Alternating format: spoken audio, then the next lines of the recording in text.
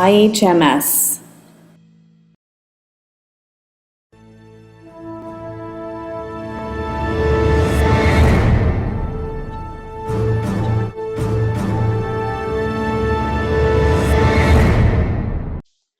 IHMS Commentary. Open Letter to Ethiopian National Dialogue Commissioners. Voices and Contributions from Minorities. To begin with, I have previously written several open letters to authorities, including the Prime Minister of Ethiopia. Today, my open letter is to the National Dialogue Commissioners and rational Ethiopians. First, Salama to all. I am a fifth-generation displaced minority of Ethiopian origin, born, living, and working in Canada. I have recently traveled to Addis, Dirdawa, Harar, Jijjiga, Hawassa, Jimma, Desi, Samara, Bahar Dar, and small towns in between. Our charitable work took me all around. Concurrently, visiting my relatives and talking to our connections brought to light who I really am and why I ended up in a foreign land. I have learned why 4 generations of my relatives and ancestors were internally displaced and scattered all over Ethiopia. This trip had given me ample opportunities to learn the repressive nature of the imperial, feudal, military, and dictatorial regimes of Ethiopia. I wholeheartedly believe now that their displacements are the results of annexations of their home territories in the 1880s, tribal profiling, and political dominations for over a century. My experiences of visiting museums, mosques, churches, schools, and historical sites, as well as talking to diverse communities, had shown me a clear picture of the causes of dislocation and plights of minorities. Therefore, this has prompted me to raise the concerns of the diverse people I talk to, as well as their contributions to the national dialogue. Since the probability of most of them meeting you face to face is very slim, therefore, I'm writing directly to you. We, the minorities, feel that we have so often been omitted from Ethiopian politics. We would like each one of you as representatives of the diverse people of Ethiopia to search first for your own souls, for truth, justice, and humanity as you engage yourselves in this fundamental mission. This monumental dialogue is expected to bring out the truth, expose historical fabrications, and end the plights of minorities. This historical dialogue is expected to uphold justice for minorities. This paramount dialogue is expected to stimulate mindset changes in the diversity deniers, hopefully leading them to have the highest consciousness of respect and coexistence with minorities. This signature dialogue is expected to be a hallmark of diversity, justice, and humanity for all. Furthermore, number 1, our understanding of the national dialogue. The national dialogue means taking part in a conversation or discussion among a spectrum of peoples of Ethiopia to resolve amicably political misunderstandings and differences. To this end, we understand that the Ethiopian Parliament approved the appointment of 11 national dialogue commissioners to bring about an end to political polarization in the country on a range of issues, including the system of government, ethnic land claims, and a flag, among other issues. You have the mandate to consult, converse, and discuss these outstanding issues with the diverse people of Ethiopia in seeking common and lasting solutions.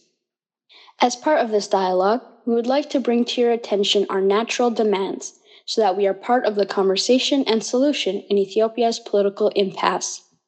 In this era and age of misinformation, disinformation, and historical fabrications, Ethiopia's political sickness boils down to numerical power politics, false singular national identity, and ownership. Thus, our concerns begin here. Number 2, our concern is existential threats. Currently, what we are witnessing in Ethiopia clearly indicates that we are at a crossroad once again, and which road we choose dictates the future of minorities. It is an undeniable fact that the 3 enumerated large ethnic groups in Ethiopia are Oromo, Amhara, and Tigray. They are fighting it among themselves, which is mostly wrong, devastating, and inhumane. The rest of us belong to one of the 8 minority groups. Minorities are of significant quality since they are diverse and inclusive in their characters.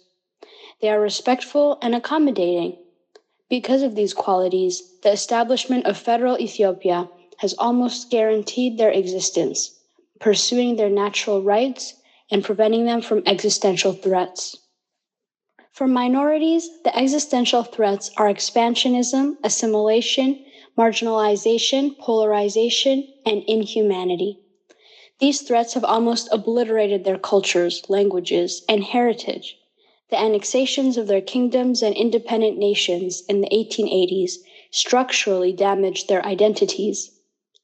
We would like the Commission to include in their report the following facts to protect the minorities from being obliterated within Ethiopia.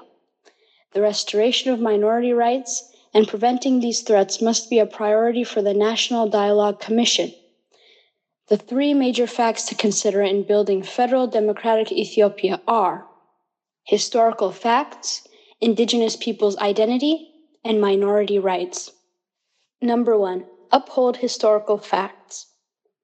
Before the advent of conquests and annexations, the Abyssinian territories were Amhara, Tigray, Gojam, and Showa.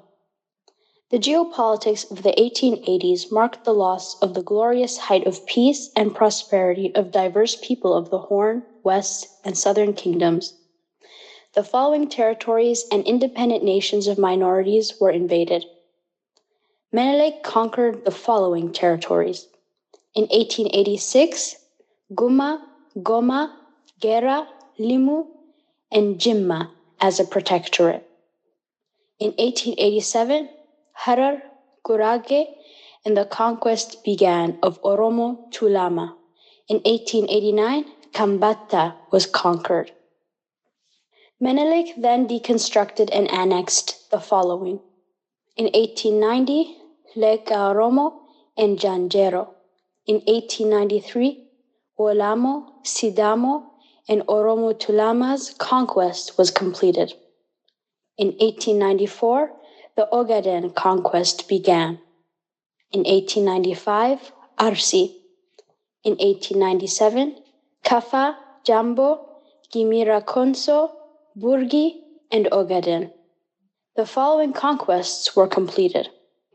In 1899, Guba, Gunza, Beni Shangul, and Boran.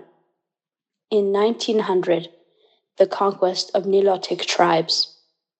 In 1909, Ausa, Beru, and Teru. And in 1935, Jimma was annexed by Emperor Haile Selassie. Such is the end of many independent nations when patching up imperial Ethiopia. It also heralded the establishment of the ideologically positioned deep state in Ethiopia. In other words, imperial Ethiopia was forged by swallowing up the diverse ethnic people and Muslims that inhabited what is now present-day Ethiopia for centuries. The invasive nation-building project tried to emulsify diversity into one single religion, one flag, one language, and one culture. The flagship of the deep state. Menelik's successor modified, expanded, and continued his totalitizing policies, which led to decades of resistance and catastrophic wars. Even today, we are witnessing the deep state ideology that fuels the resumption of catastrophic wars. A glimpse of hope came about 4 decades ago when a coalition of ethno-national groups set up for the first time a multinational federal arrangement. Restoration of at least autonomy of regional states. However, this too has partly failed because the new rulers left the structures of the deep state intact and tried to hold on to power through repressive and undemocratic practices. The crisis that followed underscored how, in the words of James Baldwin, quote, ignorance allied with power is the most ferocious enemy justice can have, end quote. Arrogance, ignorance, and corruption continue to haunt Ethiopia's political landscape today. Fighting social injustices and restoring historical identity is task number 1 for the National Dialogue Commission. Number 2, do not deny indigenous peoples' identity. Extensive research and literature are available. According to UN sources, the Covenant of the League of Nations, indigenous peoples are referred to as non-self-governing or colonized peoples as indigenous peoples. In the 1950s, ILO began referring to the problems of indigenous populations in independent countries, which is to say, culturally and geographically distinct communities that were non-self-governing, marginalized, and colonized inside the borders of independent states. The terms indigenous people, or indigenous ethnic minorities, and tribal groups are used to describe social groups that share similar characteristics, namely, a social and cultural identity that is distinct from dominant groups in their societies. United Nations human rights bodies, ILO, the World Bank, and international law apply 4 criteria to distinguish indigenous peoples. Number 1, indigenous peoples usually live within or maintain attachments to geographically distinct ancestral territories. Number 2, they tend to maintain distinct social, economic, and political institutions within their territories. Number 3, they typically aspire to remain distinct culturally, geographically, and institutionally rather than assimilate fully into the national society. Number 4, they self-identify as indigenous or tribal. Self-identification as indigenous or tribal is usually regarded as a fundamental criterion for determining whether groups are indigenous or tribal, sometimes in combination with other variables such as languages spoken and geographic location or concentration. By all accounts of any UN definitions and conventions, the 80+ minorities are indigenous people. The indigenous people criterion alone is more than enough to protect, uphold, and retain the rights of minorities and create more regional states in Ethiopia. Number 3, uphold minority rights and self-determination. Various human and minority rights studies point out that national and international concerns for the protection of minorities predate the modern state system. It can be traced as far back as the Constitution of Medina, drafted by the Prophet Muhammad ﷺ, in the spirit of the Quranic laws of tolerance towards the people of other faiths, especially those of the Bible. As a result, the protected minorities, especially Jews and Christians, were granted religious and cultural rights and were governed by their personal codes. Non-Muslims living under Muslim rule were treated with tolerance, and many of them rose to the highest positions in the state and made notable contributions to the growth of Islamic civilization. In the 20th century civilization, the UN Declaration on Minorities, in its first article, affirms that governments shall protect the existence and the national or ethnic, cultural, religious, and linguistic identity of minorities within their respective territories, and shall encourage conditions for the promotion of that identity. Along with minority rights, the doctrine of affirmative action attempts to redress the harmful or inhuman practices of past racial or social discrimination and to correct current socioeconomic inequalities. The aim of affirmative action is always equity and equality.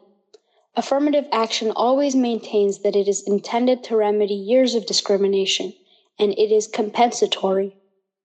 This compensatory protection of minorities is illegally attacked nowadays in Ethiopia.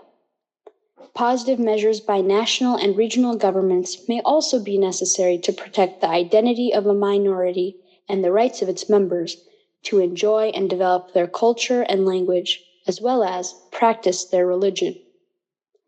According to UN conventions, self-government rights devolve powers to smaller political units so that a national minority cannot be outvoted or outbid by the majority on issues that are of importance to their culture, such as issues of education, immigration, resource development, language, and family law, emphasizing the importance of veto power for a minority group within the federal constitution. Having presented the 3 most important facts in the prevention of existential threats for minorities, We hereby also list examples and recommendations to sustain federal democratic principles and practices. Improve the federal system.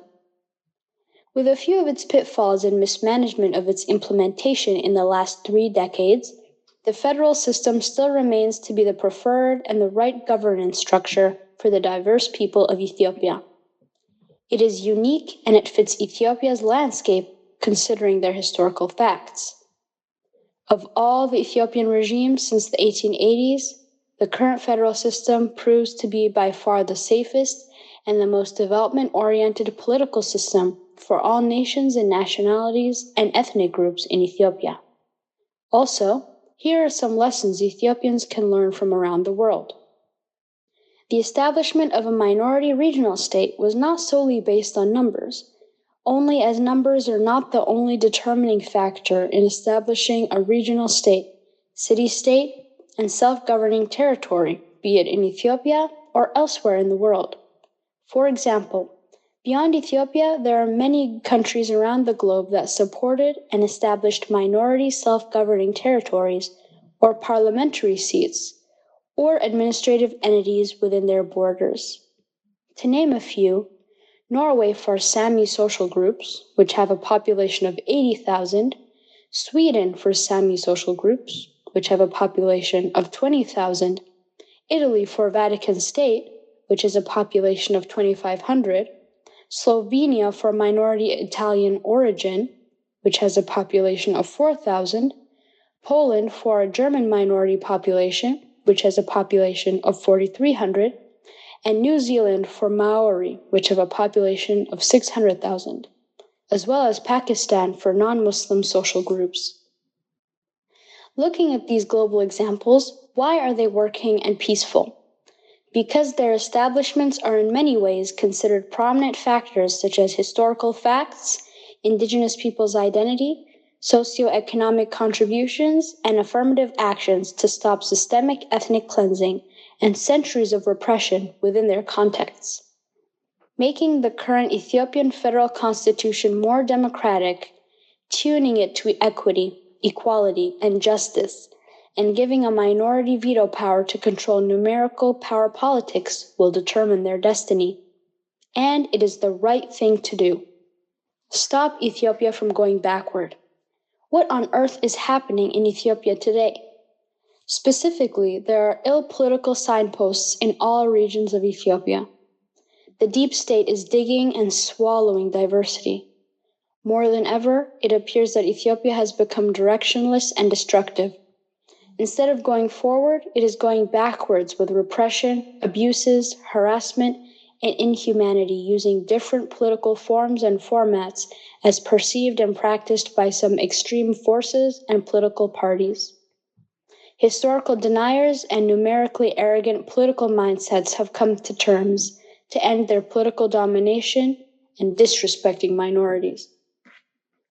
Build Ethiopia, moving forward.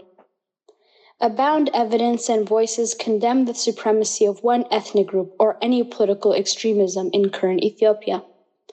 Any extreme group has to come to terms to embrace diversity, equality, and inclusiveness.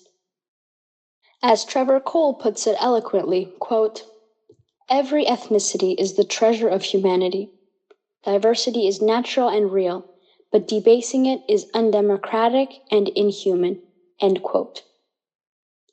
True Ethiopians feel and understand the agony of 80+ ethnics and the silent genocide committed in Imperial Ethiopia, and thereafter in authoritarian regimes.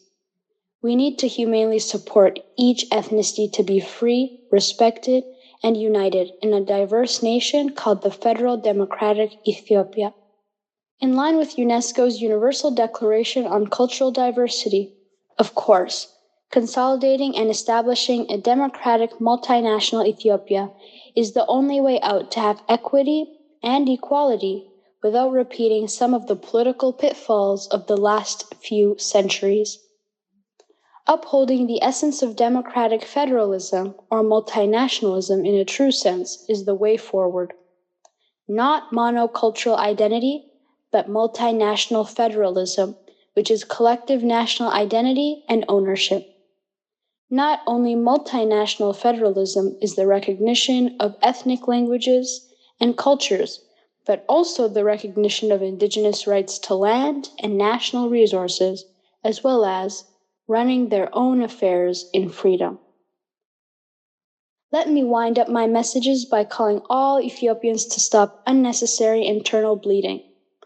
Dr. Martin Luther King Jr. beautifully said, "We must all learn to live together as brothers, or we will all perish together as food." Multiculturalism is natural. It is a reality in current Ethiopia. Dignify it to build a peaceful Ethiopia. We all expect the National Dialogue Commission to report the truth and make bold recommendations without favor and fear. By Amana Ahmed Al-Abadir. For more IHMS videos and publications in Harari, Amharic, and English, as well as for donations, visit our website www.ihmshararemedia.com. Thank you again for listening and watching IHMS programs. Assalamu alaikum.